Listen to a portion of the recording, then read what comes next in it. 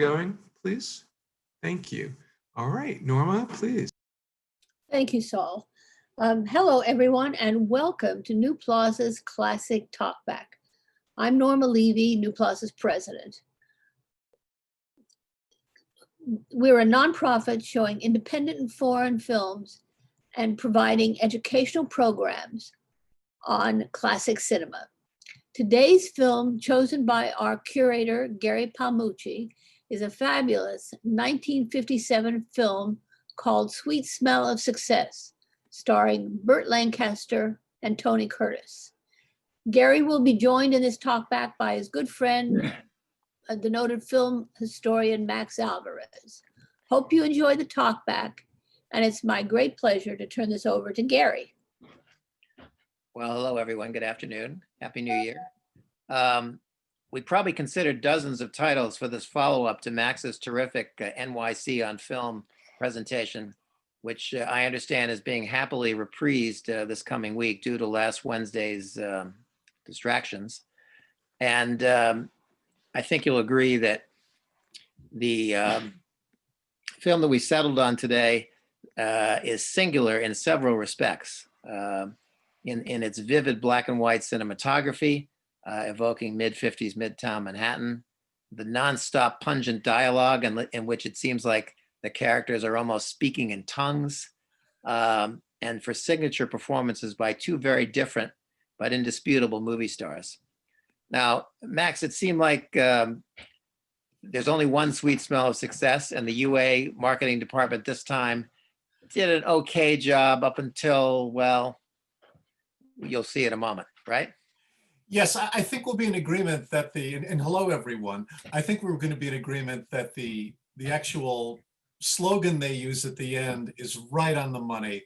Up until then, it's a little hit and miss. They seem to be a little confused, but some of it they do capture. So let's take a look at the original theatrical trailer to Sweet Smell of Success.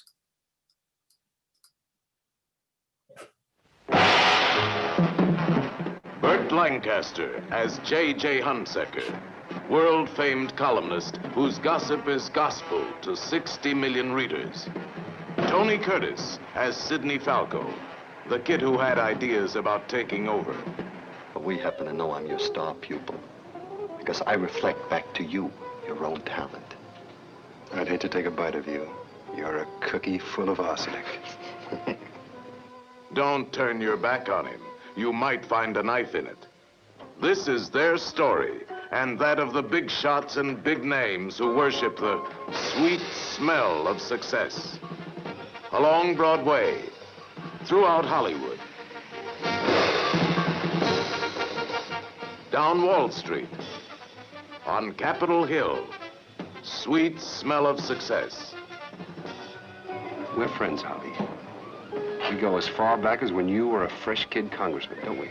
Why is it that everything you say sounds like a threat? Maybe it's a mannerism, because I don't threaten friends. But why furnish your enemies with ammunition? And here you are, out in the open, where any hep person knows that this one is toting that one around for you. Sidney is a great salesman. He'd sell anything to get there. Just ask his girl. Sidney, I don't do this sort of thing. What sort of thing? This sort of thing. You need him for a favor, don't you? Well, so do I. I need his column tonight. All you think about is yourself and your column. You see yourself as some sort of a national glory. To me, and lots of people like me, your slimy scandal and your phony patriotics, to me, Mr. Hunsaker, you're a national disgrace.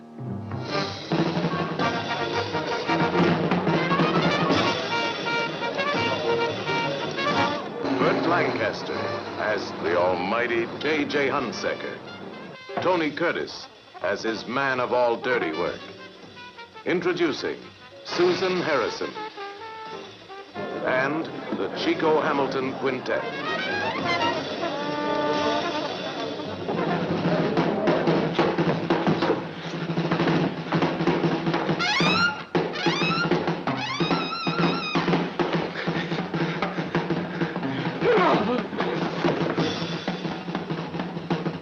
JP's. Look, I can explain. Why you put your hands on my sister?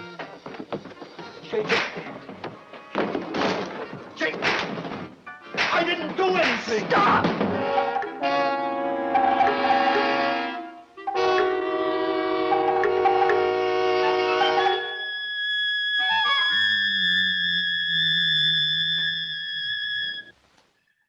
The motion picture that will never be forgiven or forgotten. I think that's fantastic. And the voiceover narrator is Paul Blees, who, if I was smiling a bit, it's because we often heard his voice in a lot of Jay Ward cartoons in the 1960s, like Bullwinkle and Rocky and Super Chicken and things like that. Yes, I'm sure some of our other viewers recognize that as well. And I think they were doing a pretty good job there until until stuffing the last 30 seconds of the last minute of the picture into the end of the trailer and kind of giving way too much away, it seems like, of the denouement.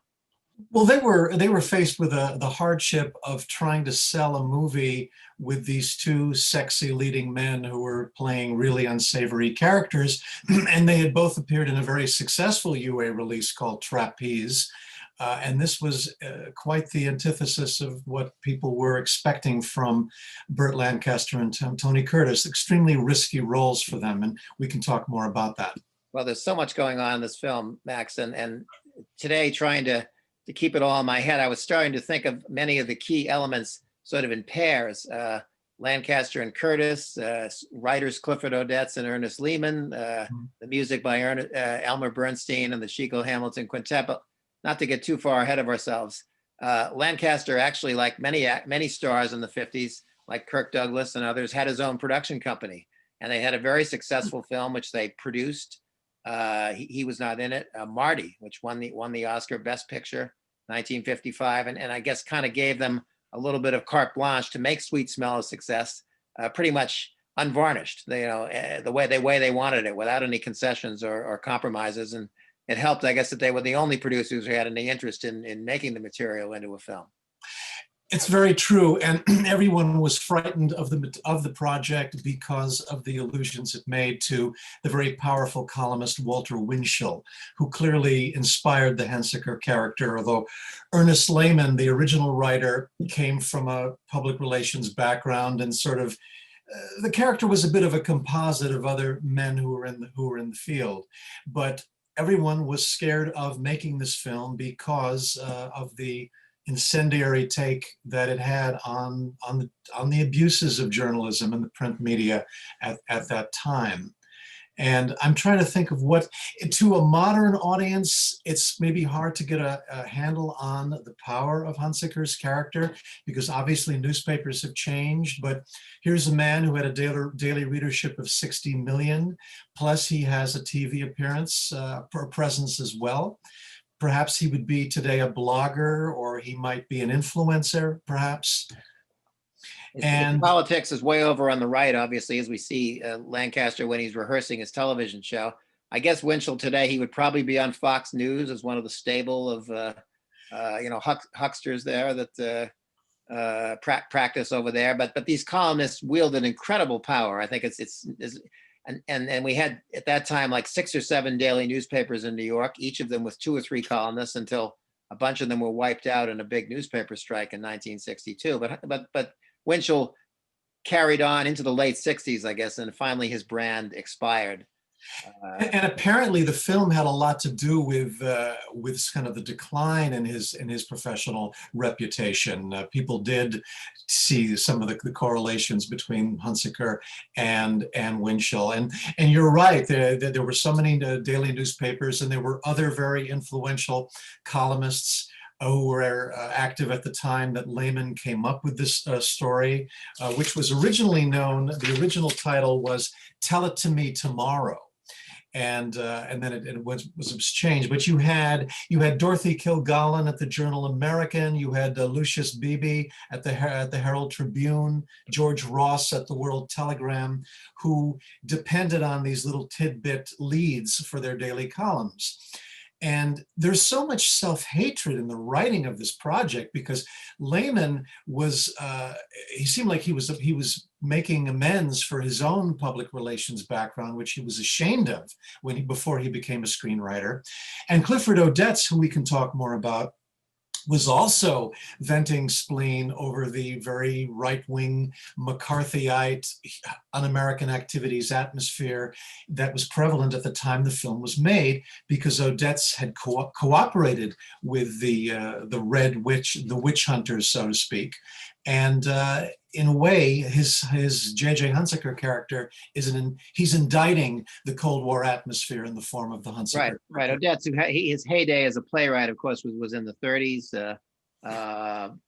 But he did appear before HUAC. He didn't name names as flagrantly, apparently, as some other people like Ilya Kazan and others. But it scarred him, obviously, as it did so many others. And then Ernest Lehman, he was kind of, I think, he was a little bit of a Sidney Falco, I think, as a press agent when he started out. He wasn't happy about it. He quit the business and went out to Provincetown, Massachusetts, and wrote a short novel based on his experiences, which was eventually published as Sweet Smell of Success and attracted the attention of Burt Lancaster's production company. He was dragged somewhat reluctantly into writing several drafts of the screenplay, and Clifford Odets was brought in as well. I think Lehman quit the film at a certain point and went to the South Pacific while it was being made. Yeah, the reading or the studying of the making of Sweet Smells of Success is not for the squeamish. It was apparently as intense to make as it is to watch. And Lehman, I wouldn't say he cracked, but he finally reached a point where he couldn't deal with Lancaster and Heck, the co-producer, and he just wanted out.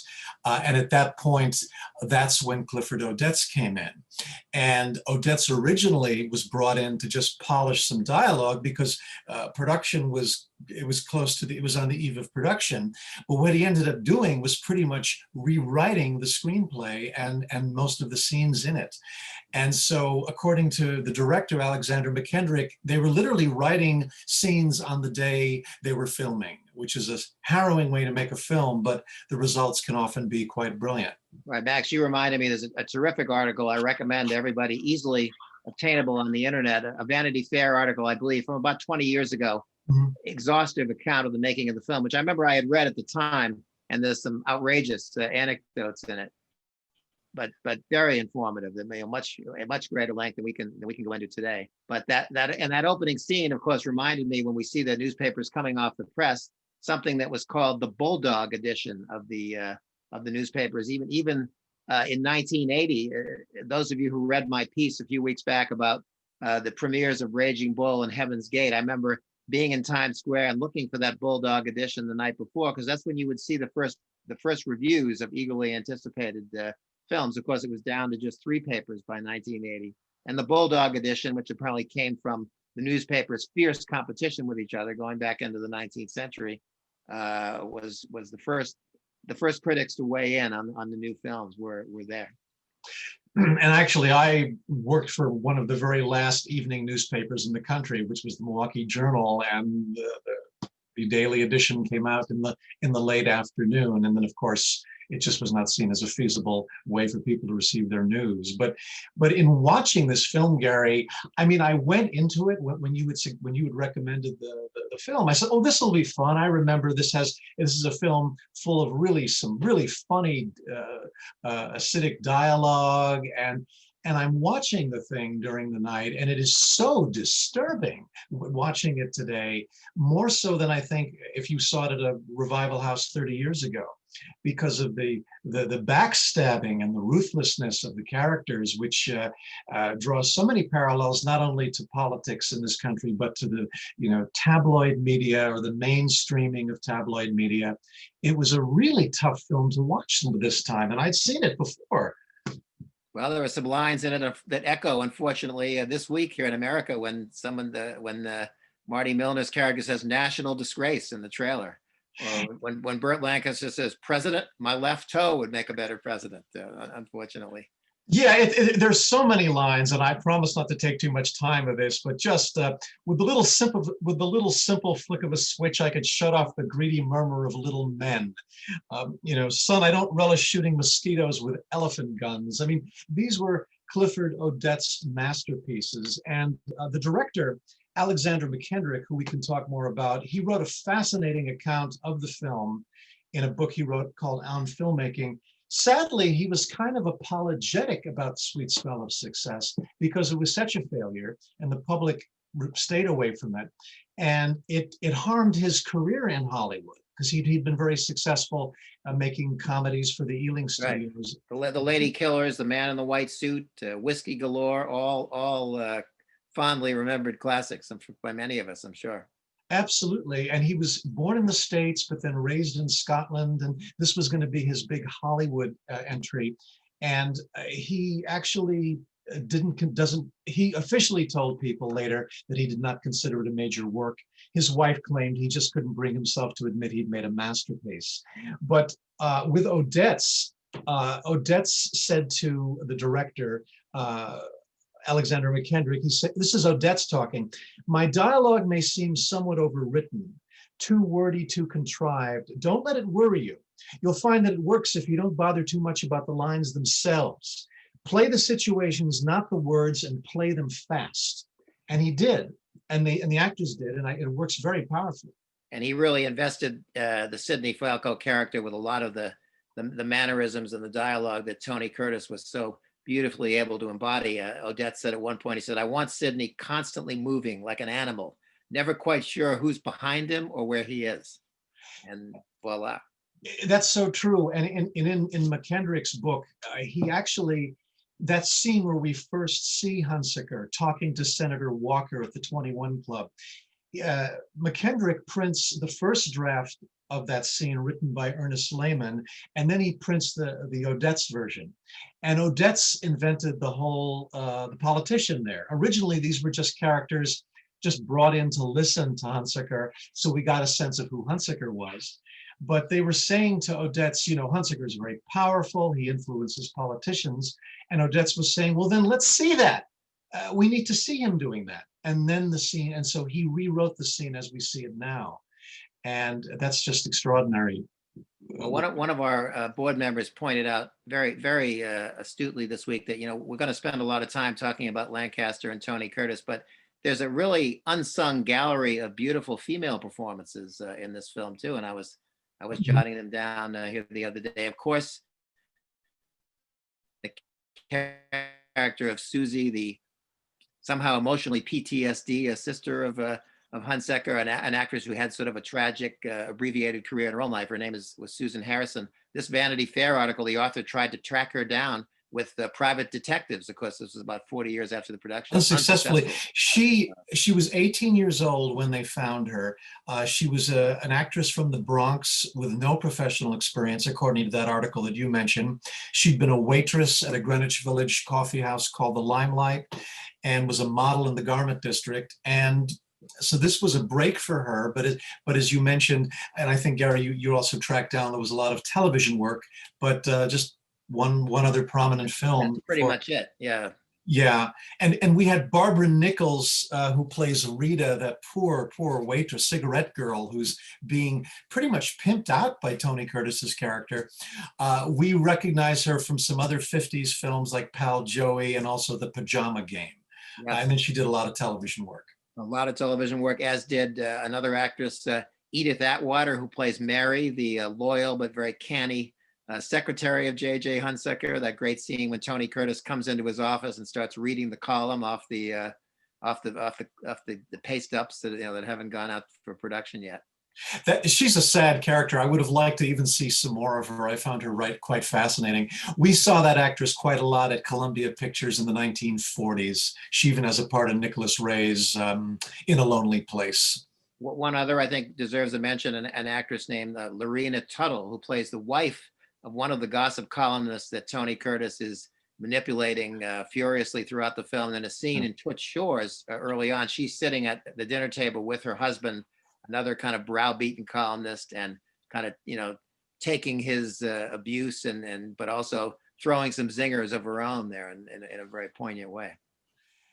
Yeah, and it's What a record of a time and place. I mean, this very seedy show business milieu of the late 50s that the film captures. You mentioned Toots Shores, which was on 51 West 51st Street until 1971. We have the 21 Club, which tragically closed last month. I can't believe they let that go. But the interiors of Sweet Smell of Success were recreated at the Samuel Goldwyn Studios in Hollywood at great expense. So this was a very expensive movie to make, which hence created even a bigger problem when it failed. They built the 21 Club more or less accurately from my recollection, only having been in there a couple of times, but and the legendary cinematographer James Wong Howe did various things to kind of get that kind of ruthless sheen, I guess the visual look that we, in terms of oiling the walls and building the floor a little bit slightly above some smoke pots, which were constantly being worked during the shooting. Yeah, he did an extraordinary job with the cinematography. And then we also have Elmer Bernstein's jazz score, which is not an in-your-face score. It's used very selectively, but very powerfully during strategic moments in the story. And the challenge for Alexander McKendrick was there was some concern about the ending of the film. We were discussing this before we started tonight, how some felt that it ended on a totally hopeless note. I would argue there's a little bit of hope there when we see the Susie character walking off down Broadway into the daylight, virtually the only daylight scene in the picture. Precisely. And this was a compromise between McKendrick and Lancaster. Lancaster and his producing partner, Hecht, wanted the film to end with Sidney Falco being beaten and thrown into Times Square. McKendrick wanted a little more hope. So because Lancaster had final cut, he showed his version to Lancaster and they decided to go with it. But it's hard to know what's more disturbing, the Hunsaker-Susie relationship or the Hunsaker-Sidney Falco relationship, because you've got this pseudo-incestuous thing going on with Hunsaker and his daughter, and then you've got this homoerotic, sadomasochistic tension between Lancaster and Curtis. Well, what are your thoughts on that? Well, it seems like for the most part, Sidney is getting constantly beaten down, browbeaten, whatever, you're dead, boy, get yourself buried, or, Sidney, why are you happy when I'm not? Right. But then there seems to be, again, some kind of sick camaraderie between the two of them as well, to the point where it almost appears that Sidney is going to be kind of JJ's heir apparent. He's going to take off on a cruise with Susie for a few weeks and write his column. And then, of course, it all falls apart at the end. And another point we were discussing is whether Susie herself seems to have some Machiavellian aspects to her personality. She lures Sidney over there at the climax of the film to the penthouse apartment, and perhaps is merely faking her threats at suicide and putting Sidney in a very compromised position, which, explodes disastrously for him at the end. Yeah, very, very complicated. And according to that Vanity Fair piece you mentioned, Gary, this whole JJ Susie thing did have some connections to Walter Winchell. The article said that Winchell, quote unquote, I'm quoting the article, he was a smothering father to his beautiful daughter Walda, to the point of ruthlessly hounding her boyfriend, a producer named William Kahn, in an attempt to destroy him. So you can see why Winchell was enraged by the film, yes, and why everyone was terrified of Winchell into not wanting to make the film. I want that boy taken apart, isn't that what he says? Precisely, want that boy taken apart. So, I mean, I can argue that the JJ character, he's symbolic of so many things that were going so wrong during the second wave of Eisenhower years in the 1950s, because he's the fact that the Martin Milner character, forgive me, I'm not getting the exact quote right, he says phony politics or phony patriotism. I'm sorry, is that the quote? That's it. Yeah. The phony patriotism, that's very risky because so many people in the news media were using that element of so-called patriotism to bust heads during the Cold War. And that clearly is the Odets' influence, because Odets as I talked about, was he was dealing with so much self-loathing at having played ball to a certain extent with Hueck, feeling guilt because he was back in New York where his theater roots were, his radical theater roots of the 30s were, Awake and Sing, Waiting for Lefty, Golden Boy. Once he went to Hollywood in the 40s, people were accusing him of selling out, and he was weighing that guilt as heading back to New York to write this. He lived only a few more years after Sweet Smell of Success. He wrote a screenplay for an Elvis Presley film, Wild in the Country, which didn't start off as a bad script, but was compromised. And then he passed away in the early 60s, and even kind of lightly dismissed in some of the obits by Time magazine, you know, Odette's Where Is Thy Sting? I think they said in their obit, which is sad. Very sad. I mean, he was called the Bernard Shaw of the Bronx, I believe that was or the Bernard Shaw of Brooklyn. I'm sorry, one of those two. But he had a specific, there was a specific poetry to his dialogue that, thanks to the brilliant actors in this film, it really comes to life 62 years later. And I'm thinking, if this film is so disturbing to watch now, what must it have been like to see in 1957? I mean, I'm sure I can understand why audiences who were not as hip to the jive were just did not know what to make of Sweet Smell of Success. Well, I've seen it a few times in various theaters over the last 40 years or so. I mean, and various reactions at a screening at the Film Forum about 20 years ago with my son, who loved Burt Lancaster as a pre-high school moviegoer. The audience was laughing at a lot of the dialogue. You know, I mean, some of it, you know, to be expected when Lancaster says, "I love this dirty town," and the audience. Oh yeah, no, it's a crowd pleaser. I mean, really, if you see it with an audience because of the amazing lines. But you know, Lancaster, he's deliberately played very unsexy in this film, and the glasses were a battle that director Alexander McKendrick won, because Lancaster didn't want to wear the glasses. McKendrick insisted, and James Wong Howe lit them in a certain way so that they would look particularly oppressive. And it was a very, for a star of Lancaster's level to take on a very unflattering role was a risk. But also for Tony Curtis, who had been making pictures since the late 40s, he was pretty much a pretty boy, an action hero, what we would call an action hero today, over at Universal. But this was a real dramatic stretch for him. And wanted the part desperately. Yes, he did. And here's here's a piece that, and I forget where this was cited, but originally they were talking about Orson Welles for J.J. Hunsaker. Right. That would have been a whole nother film, but that would have been interesting too. Right. And who would have directed Welles in that part? Another unanswered question. Also, but I guess we've seen Burt Lancaster in The Swimmer, also not being afraid to dress himself down, both dramatically and physically and so forth, and to be humiliated or to be unsympathetic. And there aren't many stars today who followed that path.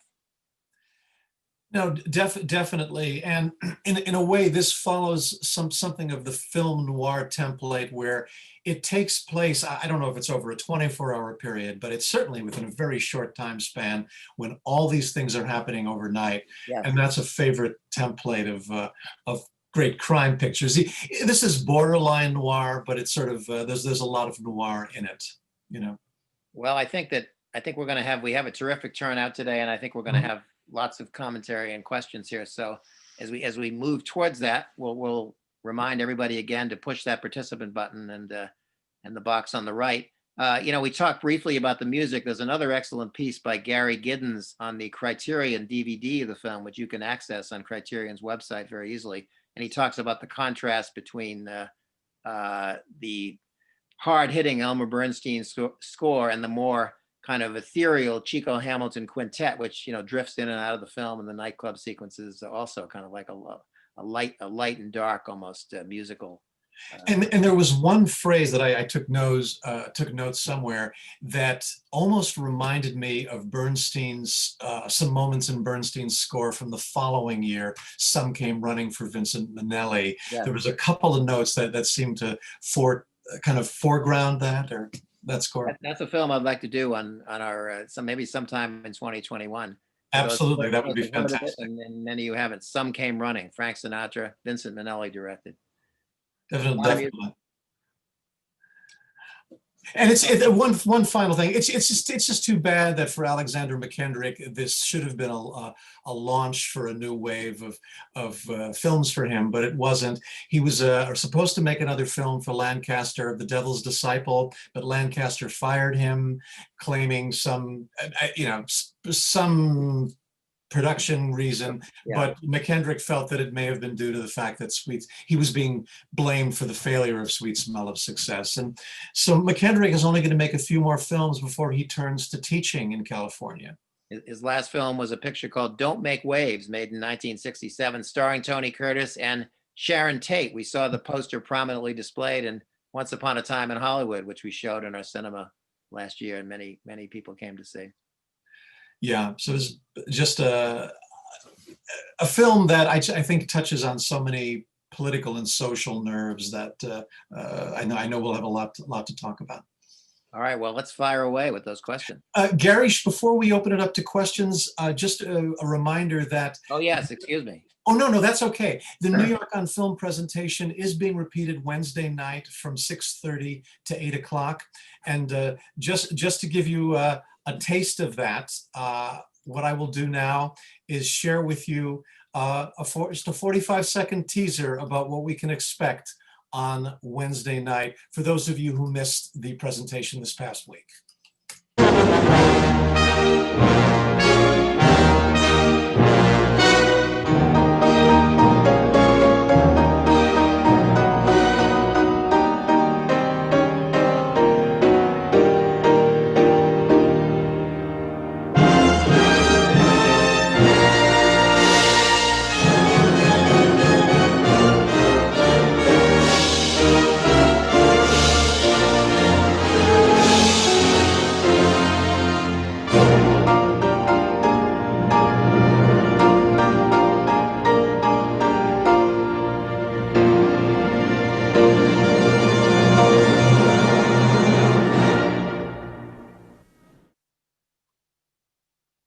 That's the one you cut together in record time, right?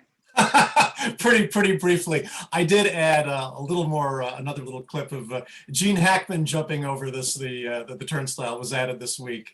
And for Wednesday night, I have put in that little shot where J.J. Hunsaker says, "I love this dirty town." So there are a couple of little additions I've made. Great. Thanks for clearing that up, Max. Appreciate it. And Gary and Max, thanks so much. I want to remind everybody to raise your hand. There are two ways of doing it. One is hit the participant button and raise your hand. The other way is to hit the reactions button and raise your hand. But either way, please go ahead and raise your hand. We love taking questions from the folks sitting in. And I want to remind everybody, please not to turn on their video or their microphone to ask to do so. So our first question goes to KB. So KB, if you would mind starting your video. And Kathleen from 3,000 miles away. Ah, I am. hello. Hello, and that's why I'm so glad that you have evening program hours. Thank you so much for your New York film program, the second one. I appreciate that much. And Happy New Year, you guys. Happy New Year.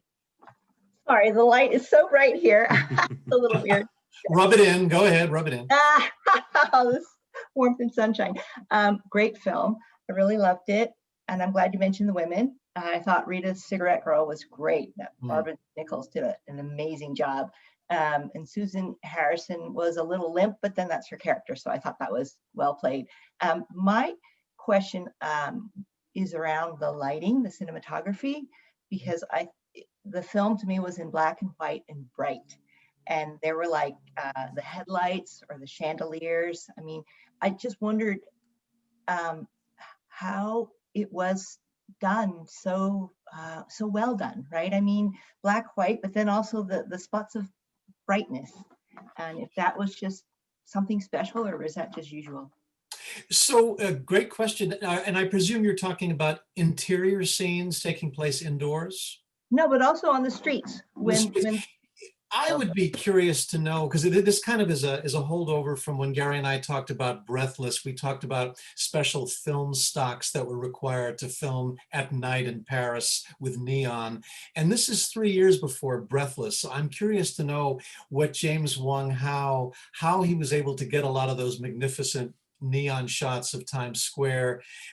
I'm not sure what film stock he was using, because the black and white stock requires a lot of light, but you sometimes can use reflectors. If there's lots of neon, you can sometimes bounce it off reflectors onto the actors, which he might have done. And then in terms of interiors, well, he had the full resources of a Hollywood studio for those shots, so he could have just used his conventional movie lighting techniques for that. Yeah. Unlike Breathless, which we know was shot with almost entirely natural light, very little electrical lighting. I suspect that in this film, James Wong Howe, being a master of what we call the old school now, there must have been some lights, some big lights out there in Times Square to the extent that they could conceal them. And I think he's doing interesting stuff with Burt Lancaster's glasses. He's clearly got some kind of special light on those, which, you know. Well, speaking of the glasses, Gary, if you don't mind, I read somewhere that, and I don't know whether this is true, but this is what I read, that his glasses were coated with Vaseline, so that he couldn't see very clearly, and it gave him a more menacing look. And I wasn't sure if that was true or not. But then there was a part where they were in the TV studio, or they were going to the TV studio. I don't know. He was talking to Susie that he was going to clean his glasses so he could have a better look at Steve. And I thought, was that a reference to the fact that his glasses were perhaps coated with Vaseline? Perhaps. No? It's certainly possible, because they can do all these little in-camera effects they could do to achieve certain lighting without computers in the day are quite impressive. And James Wong Howe, he was one of the architects of the old Warner Brothers house style of the 1930s, that very hard black and white lighting that we associated with some of the grittier Warner Brothers crime pictures and melodramas. Howe had a lot to do with the Warner Brothers look. So you can see this, like a bit of an extension of that in this film. All right. Thanks a lot. Thank you, Kevin. Thank you so Take care. much. Thank you. And we have 6 more hands up for the moment. So I'm going to ask Daniel to please start your video and unmute. Here I am, starting my video. Hello. Hello, folks. Happy Hi, New Daniel. Year. I want to, as I often do, sing the praises of people who are often undersung, but you guys beat me to it with Barbara Nichols. This is maybe the best role she ever had in her career, and it's certainly deeper and richer than anything she was ever asked to do otherwise. Sadly, I don't think she ever moved beyond the dumb blonde stereotype, which is unfortunate because she really had some range that she showed in this film. I also want to praise the often undersung Martin Milner, who, as Gary Giddens said in his essay in the Criterion thing, he was too bland for the big screen, but did very well on TV in series like Route 66 and Adam 12. But he really got this part very smartly, I think. And he knew that, as Giddens put it, that Steve Dallas was no hero. And he was just as combative and priggish as Hunsaker was. So it's worth noting that this is an early role for him on the big screen, and he did very well with it. I also want to echo the previous comment about the Vaseline on the lenses. This is a book about James Wong Howe by Alain Silver, who has done a lot of writing and editing on film noir. Yeah, he's great. That comment appears, as well as a marvelous list of the 10 most influential cinematographers, which was compiled, I think, in 2003. And Howe is definitely on the list, along with Conrad Hall, Sven Nykvist, Vittorio Storaro, Greg Toland, Haskell Wexler, Gordon Willis, Freddie Young, and Vilmos Zsigmond. All of them names that Hall of Fame. Yeah, Legend. I hope to see on your screen sometime soon. Everyone deserves some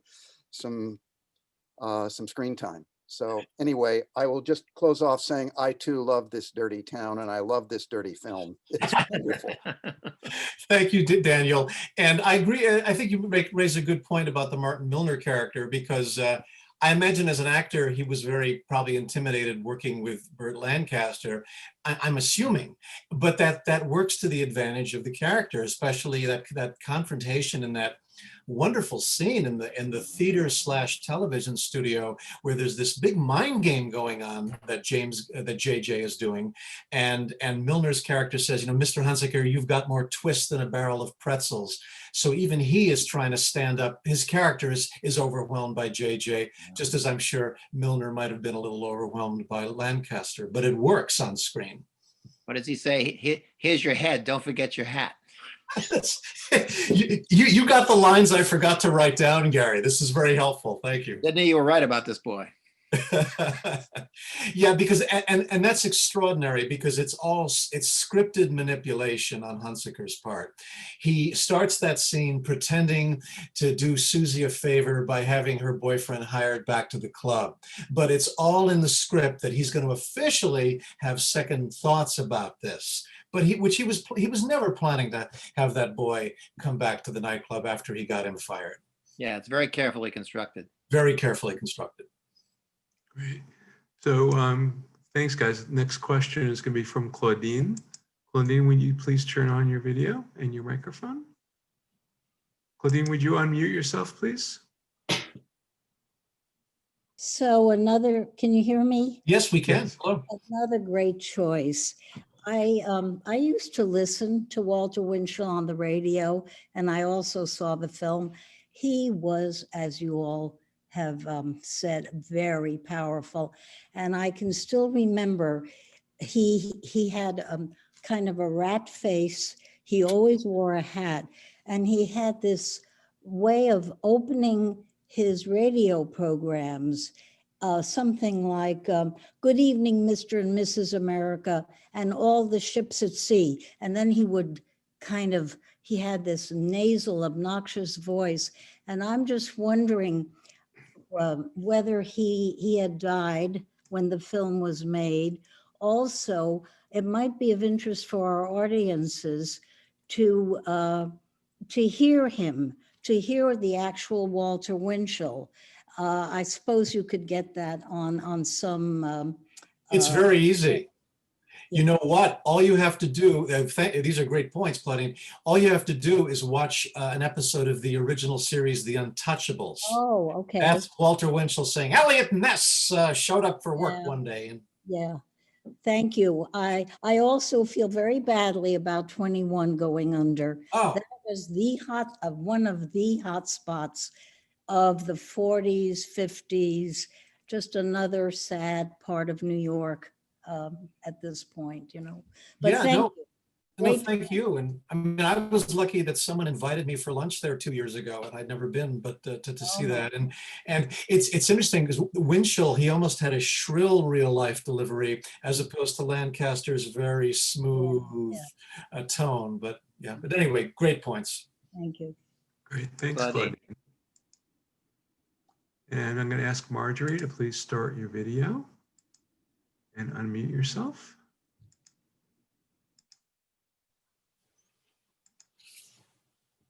Marjorie? There she goes.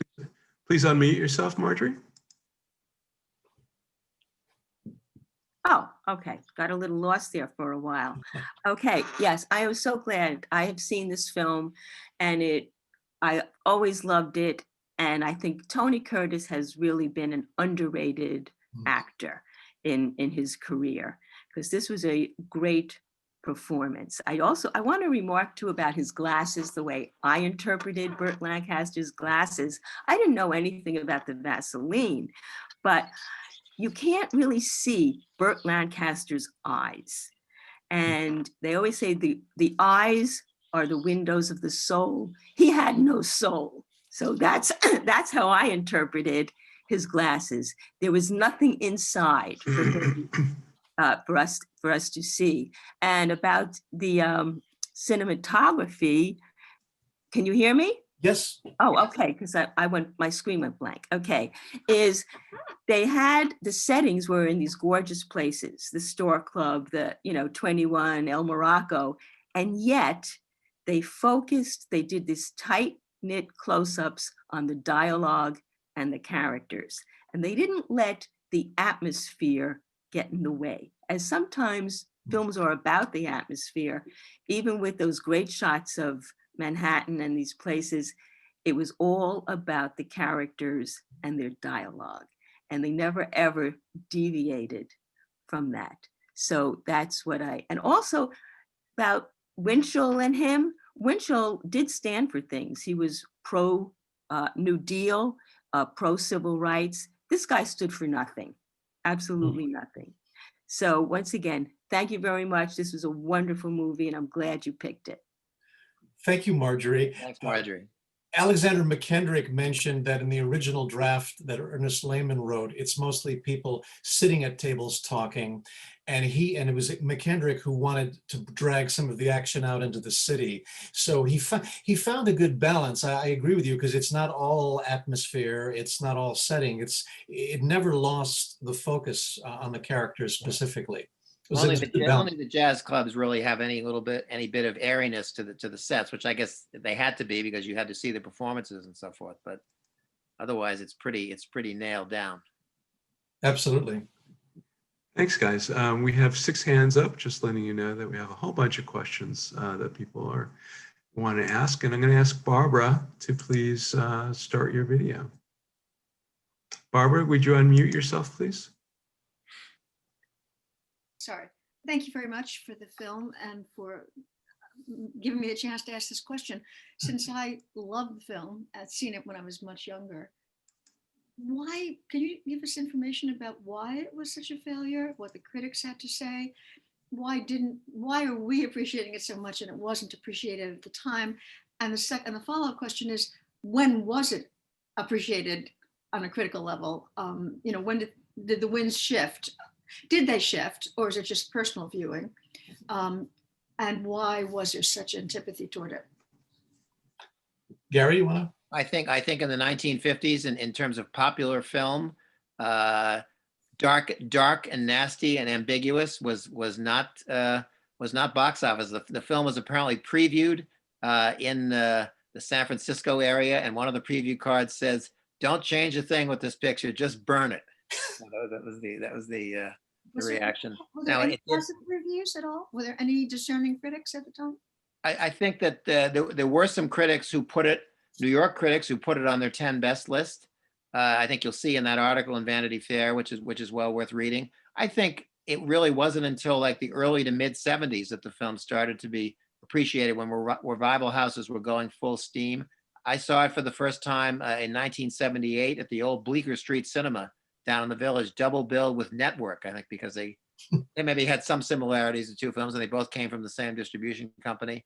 But since then, it seems like it's every year it's playing in the revival houses, which hopefully are going to come back in the not too distant future. Film forums run it many times, double featured with this or that tough black and white film from the 50s. But 1957, to give you a sample, some of the big pictures were films like Peyton Place, Funny Face with Audrey Hepburn, Bridge on the River Kwai. Of course, that is a serious film, but this was a little too down and dirty for the general public. And I noticed in some of the chats, one person had written that the film was ahead of its time. I would agree. So many films from that, the films that we remember are the ones that tend not to be so popular. Vertigo the following year did not do that well, and today it's regarded as a major film. And movies like Kiss Me Deadly, and films that Gary and I have talked about that often United Artists made at the time, were simply too dark in theme, and this being one of them. And I can imagine how by the 70s, this movie would have, the era of Network, the audiences had finally caught up to the themes raised in Sweet Smell of Success. And someone wanted to know, the Vanity Fair article, by the way, is called A Movie Marked Danger. A Movie Marked Danger, and if you type that into a search engine, it will turn up under Vanity Fair, by Sam Kashner, Kashner. Thank you. Thank you, Barbara. Thank you, Barbara. And we're going to ask M. Cohen. So would you please unmute and start your video?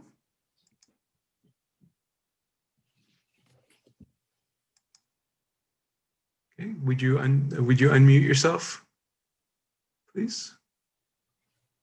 Somewhere on your screen you have a red microphone. Can you press on that? AJ never would have muted himself. I just want to point that out. That's right.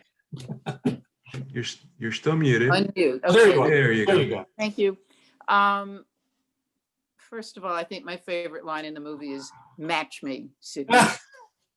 It's so unbelievable to even say something like that. I just completely love that.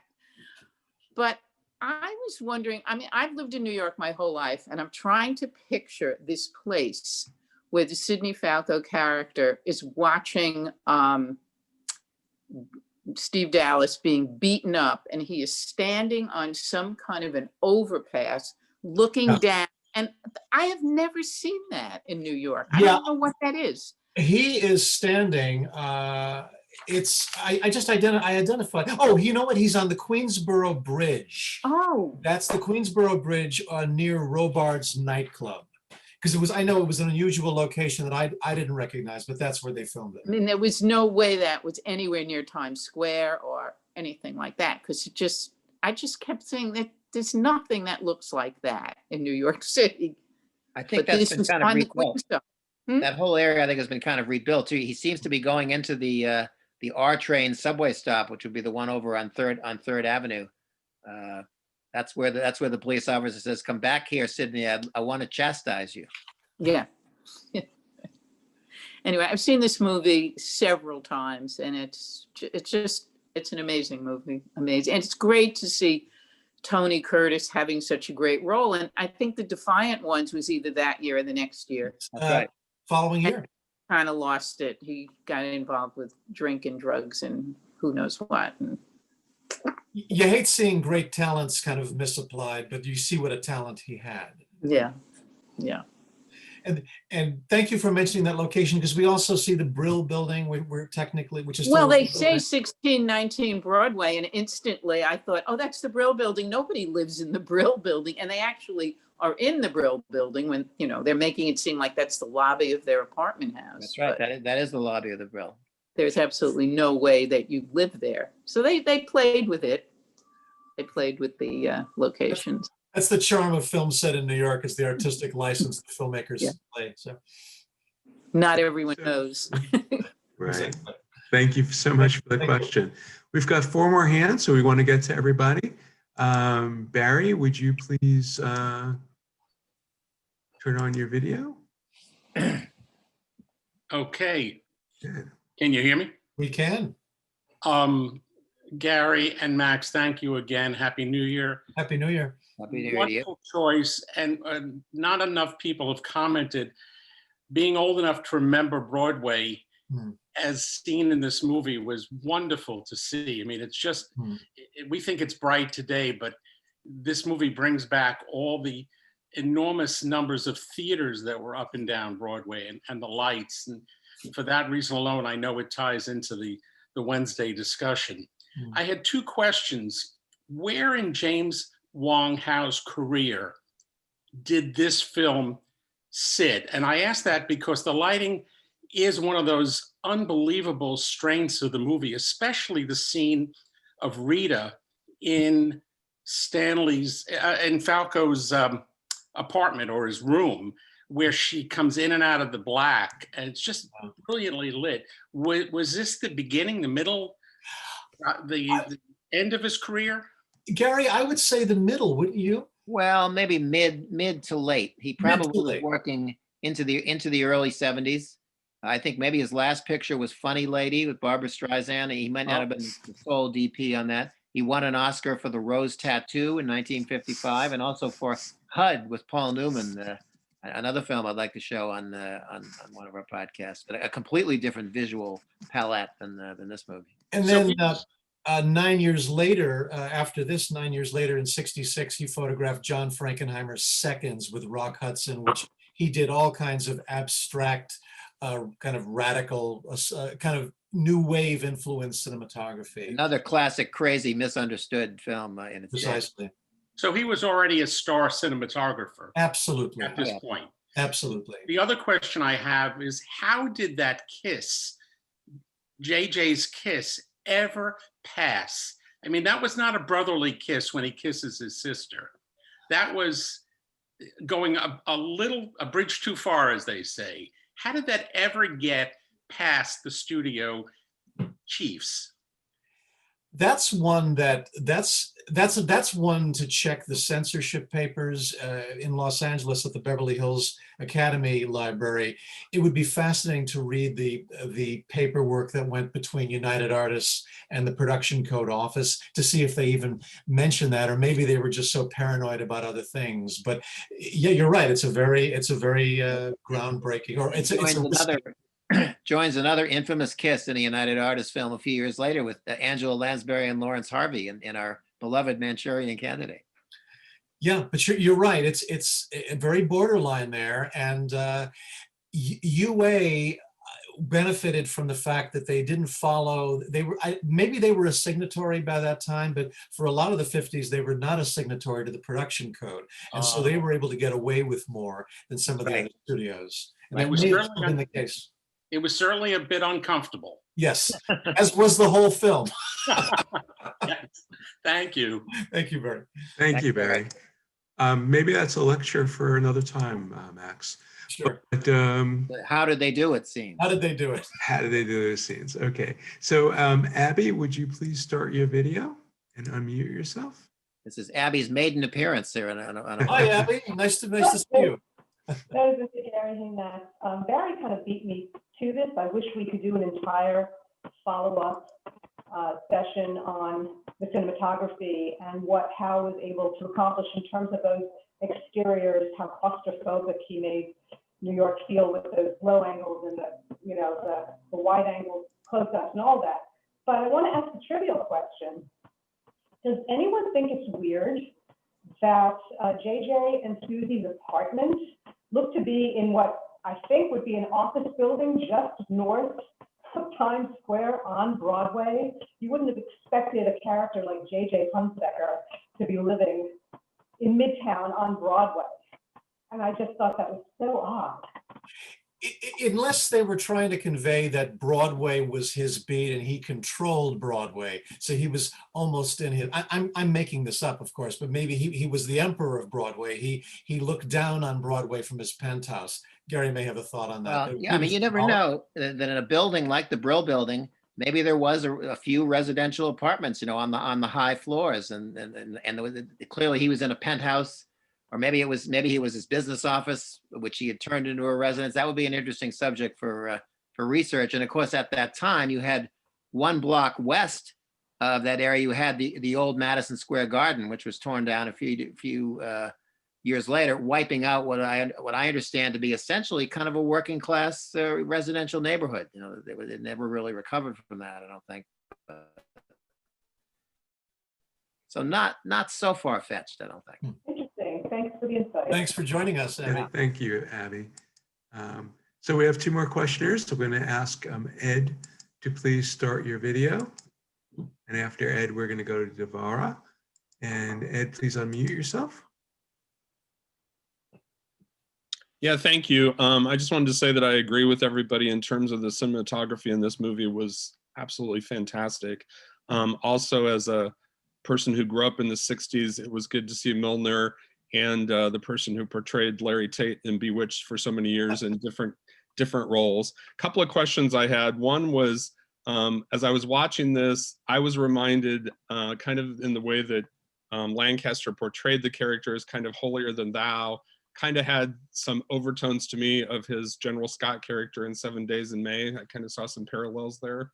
And then I also had read that because of Tony Curtis's heartthrob status at the time this was shot, that there were a lot of issues with crowd control and stuff during the shooting of the movie. And I didn't know whether you had any particular stories from that. I didn't have any particular, or I didn't uncover any particular production stories like that, but it wouldn't surprise me because the location filming was a problem for a lot of the stars, and because it was just a couple of years before that, Marilyn Monroe, they photographed on Lexington, not far from where the Trans-Lux Theater is, with the famous subway grace scene. That caused a pandemonium in the crowds, and they had to shoot the rest of that on the West Coast. Buster Keaton in the 1920s, the cameraman, they had to shift location after too many people were mobbing him. So it wouldn't surprise me if Tony Curtis encountered the same problem. Well, this was apparently shot in the dead of winter in 1956, 57, and not a long shoot. Most of it was done on the West Coast with the interiors. But so that would seem to mitigate against too many crowd issues. Thank you. Well, thank you. Thanks, Ed. Appreciate it. And Darva, you have the last question. Would you please unmute yourself? Go ahead and unmute yourself. Hello. Hi. Hi. I actually don't have a question. I have a comment. My mom was Susan Harrison. And I just wanted to thank all of you for your continued interest in what was an amazing film, and a film that defined her life and gave her so much pride and showcased the amazing actress that she was, and the other actors, of course, as well. But I just want to thank all of you for keeping her alive and her memory alive. It means so much to me and the ones that love her. This is really stunning to us, and we really appreciate your reaching out. I search hashtags for her, so your meeting came up on my Instagram feed, and I don't know if you can see behind me. There's a lovely painting done by a London artist named Annette Fernando of a very pivotal scene from the movie, and it makes me so happy to know that her legacy is ongoing, and that people such as yourself recognize the quality of it. Well, this movie is always going to be out there for people who know and appreciate films, and therefore, so will your mom. It's a film for the ages, and You keep her alive for me. She was not, she was a classically trained stage actress, and that was her very first role ever, 18 years old. But she was so much more to so many other people, especially me. I don't have anything prepared to say. I didn't want to take this over. I just wanted to thank all of you. It matters so much to me, and it would have meant the world to her. Wow. Very, very touched by your words, and your mother gives such a gut-wrenching performance in this film. I mean, what she's not telling us is so powerful. You feel the pain and the dysfunction in the character, and she doesn't have to verbalize it. It all comes through in her acting. Truly a magnificent performance, and this is a film for the ages. She's never going to be forgotten. Didn't understand the importance of the film and how incredibly good it was. It was filmed well before I was born. But as an adult and seeing it several times now, I see the delicacy and the subtlety of her performance. And obviously I'm very biased, but life was not kind to my mom. She had a very hard life, but she always knew who she was. And she always knew that no matter what else, she could act. That was her thing. She was an amazing mother. She was a wonderful human being, but she could act, and she always knew that.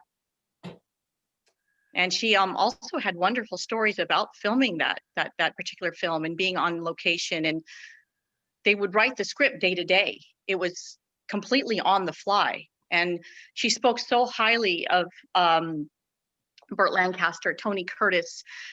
She called him Jimmy Wong Howe, and Sandy, Alexander McKendrick. I mean, I grew up with these names in my head. I didn't know who they were, but she spoke about them all the time. And they were very good to her, a fresh-faced young girl straight off, from Boston University in the School of Dramatic Arts in New York. I have to say, I'm very relieved to hear that, because when I was reading this Vanity Fair piece, I felt for your mother, 18 years old, thrown into this male viper's nest. And I'm so glad they treated her well and she had fun. They did. Because of that. They did. And you know what? She didn't have to fight for the role, nothing. They wanted her. In the article, it says she was a waitress in the village. It speaks volumes. So I didn't want to hijack anything. I just want to say hello and thank you very much. You, Darva, thank you so much. Amazing. Thank you. Karen. You made the day for us. You really did. Thank you. Wow. That's, I don't know. Thank where you to go very from there, much. Gary. Yeah, I don't think we can really, Can't top it. there's nothing more needs to be said as that song lyric that's coming into my mind. But well, on that note, I guess we should go over to Sean. We have another special event coming up here in a couple of weeks with some special guest stars. It's kind of evolving at the moment here, but Sean will tell you everything that she can about it. Yeah. See you then. So it's hard to follow Darva, and I'm going to tell you, Darva, I was in tears as you were talking, and I'm so glad that you joined us. It's super moving. But this one, I do want to mention this Wednesday again, because we've got a repeat of the Films on New York lecture. If you were signed up for last Wednesday and you want to come again, just email us, and you can just respond to any of the emails that you get from us, and someone will get it. And I will make sure that you get signed up for this Wednesday. If you haven't signed up, you can, of course, find it on our website at www.newplazacinema.org. And so you can find it to sign up. That's 6:30, New York on Film. I think you'll enjoy that. But our next upcoming events, January 20th, we're doing another lecture, and the lecture is The Cinema Seeks Justice, which I think will be very timely and important. And then on January 24th, it's a very special event.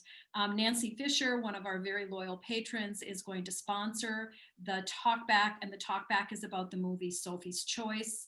And that's January 24th, and it's just in time. January 27th is Holocaust Remembrance Day. So we've got some good timings with the events coming up. So we do hope that you can join us. And thanks a lot for coming. Darva, thank you for your comments. It's just a delight to have had you with us today. So, and again, Gary and Max, thanks. Thank you, everyone. Thank you. Bye now.